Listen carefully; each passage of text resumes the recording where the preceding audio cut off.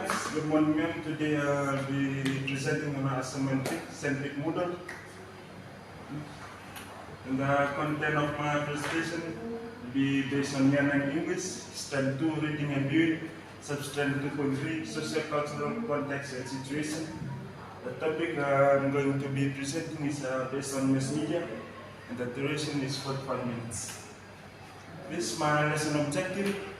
At the end of the lesson, students should be able to identify different forms of mass media, understand the importance of mass media, and use mass media according to their purpose and needs. This digital pedagogy which I'm going to be implementing to deliver my lesson. The first one will be constructivist pedagogy based on Piaget, Zen Piaget. This work emphasizes the importance of hands-on exploration and interaction with the physical environment in learning constructively. Constructivist pedagogy is based on the theory of constructivism, which posits that learners actively construct their own understanding and knowledge through experiences, reflection, and interaction with the environment. The second one is synchronous pedagogy. It's based on Lev Vygotsky. The theory emphasizes the role of social interaction and collaboration in learning. His concept of the zone of proximal development suggests that learners can achieve more with the guidance of others. This pedagogy involves real-time interaction between teachers and students through digital platforms such as video conferencing tools or virtual classrooms. These are resources that I'm going to be used. It is based on virtual classroom platform, which is Zoom. And the purpose of this resource is that it allows educators to conduct live lectures and presentations in real time, and enabling them to deliver course content to students who are geographically dispersed. And second one is provide features such as chat, pause, and Bayesian function to facilitate interactive discussions, question and answer sessions, and student participation. The features is that we have video conferencing. Zoom allows users to conduct high-quality video meetings with participants from around the world. And recording, Zoom meetings can be recorded in video and audio formats for later playback, review, or distribution. Recording can include video feeds, screen sharing, and audio from participants. Virtual backgrounds, Zoom enables users to replace their real-life backgrounds with virtual backgrounds, providing privacy and professional appearance options. The target audience are the Year 9 students. These are the steps that you need to follow in order to schedule a meeting using Zoom platform.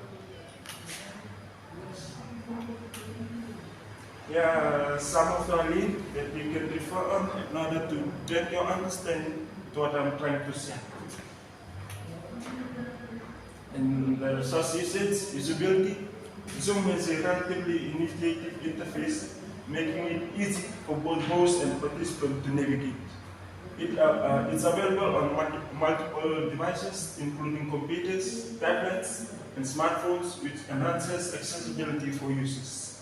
Its effectiveness, features like screen sharing, whiteboarding, and breakout rooms enhance collaboration and engagement among participants. The ability to record meetings allows participants to review discussion later, making it useful for educational purposes or for those who couldn't attend.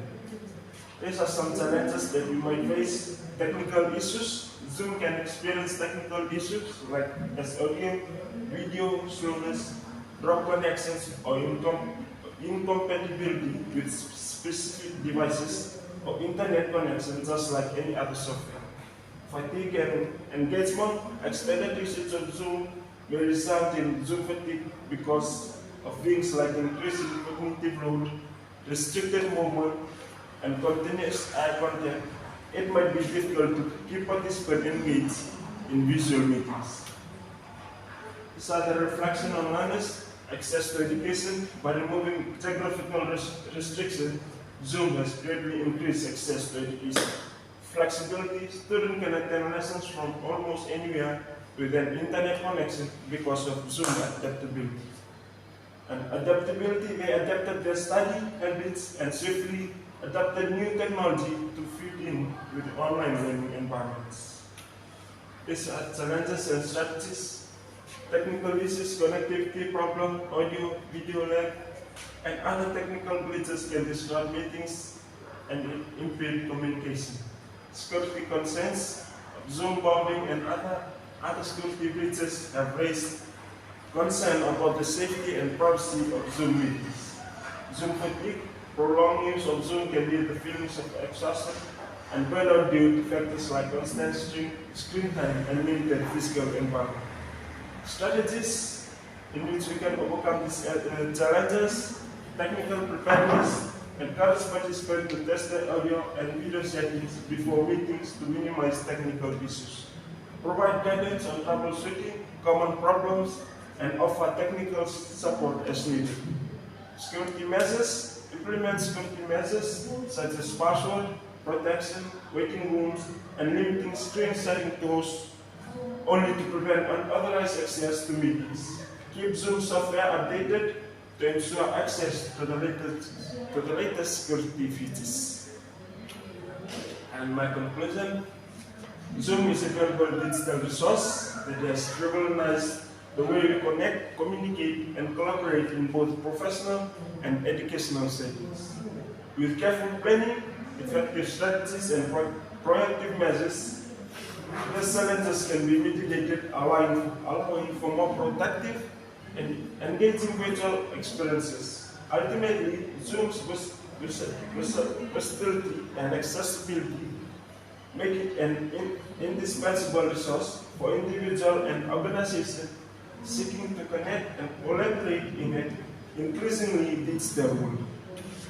These are my reference, and thank you very much for your time.